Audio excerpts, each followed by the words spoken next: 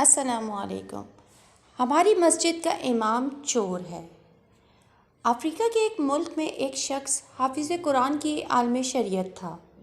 اسی سبب ایک مقتدی نے رمضان المبارک میں ان کو افطار میں اپنے گھر بلایا۔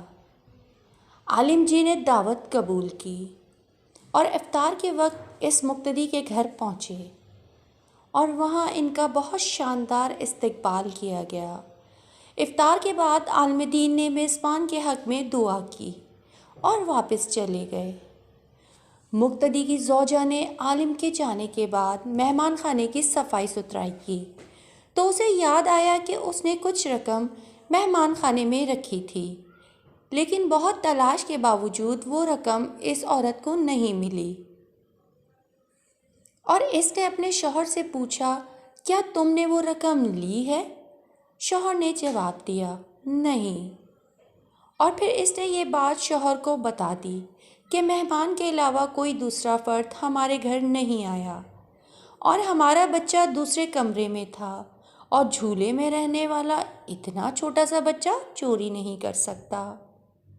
بالآخر دونوں اس نتیجے پر پہنچے کہ رقم مہمان نے چوری کی ہے، اور یہ سوچتے ہوئے میزبان کے غم و غصے کی انتہا نہیں رہی کہ ایسے کیسے ہو سکتا ہے کہ ہم نے اتنے عزت و احترام کے ساتھ اپنے گھر بلایا اور انہوں نے یہ غلط کام کیا۔ اس شخص کو قوم کے لیے نمونہ عمل ہونا چاہیے تھا، نہ کہ چور ڈکیت۔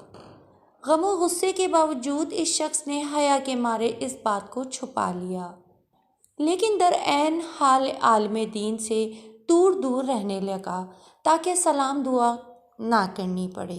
اسی طرح سال گزر گیا اور پھر رمضان المبارک آ گیا، اور لوگ پھر اسی خاص محبت اور جوش و خروش کے ساتھ عالم دین کو اپنے گھر میں افطار کے لیے بلانے لگے۔ اس شخص نے اپنی زوجہ سے کہا کہ ہمیں کیا کرنا چاہیے، مولانا صاحب کو گھر بلائیں یا نہیں؟ زوجہ نے کہا، بلانا چاہیے، بالکل بلانا چاہیے، کیونکہ ممکن ہے مجبوری کے عالم میں انہوں نے وہ رقم اٹھائی ہو۔ ہم انہیں معاف کر دیتے ہیں تاکہ اللہ کریم بھی ہمارے گناہ معاف کر دے۔ اور پھر اس شخص نے مولانا صاحب کو اسی عزت و احترام کے ساتھ اپنے گھر افطار پہ بلایا، اور جب افطار وغیرہ سے فارغ ہو گئے تو میزبان نے مہمان سے کہا، جناب، آپ متوجہ ہوں گے کہ سال بھر سے آپ کے ساتھ میرا رویہ بدل گیا ہے۔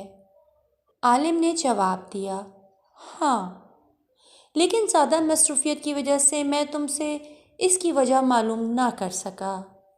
میزبان نے کہا، قبلہ، میرا ایک سوال ہے اور مجھے امید ہے آپ اس کا واضح جواب دیں گے۔ پچھلے سال رمضان المبارک میں میری زوجہ نے مہمان خانے میں کچھ رقم رکھی تھی اور پھر وہ رقم اٹھانا بھول گئی، اور آپ کے جانے کے بعد ڈھونڈنے کے باوجود وہ رقم ہمیں نہیں ملی۔ کیا رقم آپ نے لی تھی؟ عالم دین نے کہا، ہاں، میں نے لی تھی۔ میزبان حیران و پریشان ہو گیا، اور عالم جی نے اپنی بات جاری رکھتے ہوئے کہا، جب میں مہمان خانے سے جانے لگا تو میں نے دیکھا کہ کاؤنٹر پر پیسے رکھے ہوئے ہیں۔ چونکہ تیز ہوا چل رہی تھی اور نوٹ ہوا سے ادھر ادھر اڑ رہے تھے، لہٰذا میں نے وہ نوٹ جمع کیے اور میں وہ رقم فرش کے نیچے یا کہیں اور نہیں رکھ سکا کہ ایسا نہ ہو تم وہ رقم نہ ڈھونڈ سکو اور پریشان ہو جاؤ گے۔ اس کے بعد عالم نے زور سے اپنا سر ہلایا اور اونچی اونچی آواز میں رونا شروع کر دیا، اور پھر میزبان کو مخاطب کر کے کہا، میں اس لیے نہیں رو رہا کہ تم نے مجھ پہ چوری کا الزام لگایا، اگرچہ یہ بہت دردناک بات ہے، لیکن میں اس لیے گرا رو رہا ہوں کہ 365 دن گزر گئے، 365 دن، اور تم میں سے کسی نے قرآن کریم کا ایک صفحہ بھی نہیں پڑھا۔ اگر تم قرآن کو ایک بار کھول کر دیکھ لیتے تو تمہیں رقم قرآن میں رکھی مل جاتی۔ یہ سن کر میزبان بہت تیزی سے اٹھ کر قرآن مجید اٹھا لایا اور جلدی سے کھولا، اور اس کی مکمل رقم قرآن مجید میں رکھی نظر آئی۔ یہ حال ہے ویورز آج ہم مسلمانوں کا کہ سال بھر میں بھی قرآن نہیں کھولتے اور اپنے آپ کو حقیقی اور سچا مسلمان سمجھتے ہیں، اور بنا سوچے سمجھے کسی پر بھی الزام لگا دیتے ہیں۔ یاد رکھیے، جب تک آپ اپنی آنکھ سے کچھ نہ دیکھ لیں، حکم ہے کہ اپنی آنکھ سے اگر کوئی گناہ ہوتے دیکھ لو تو اس پر بھی پردہ ڈال دو۔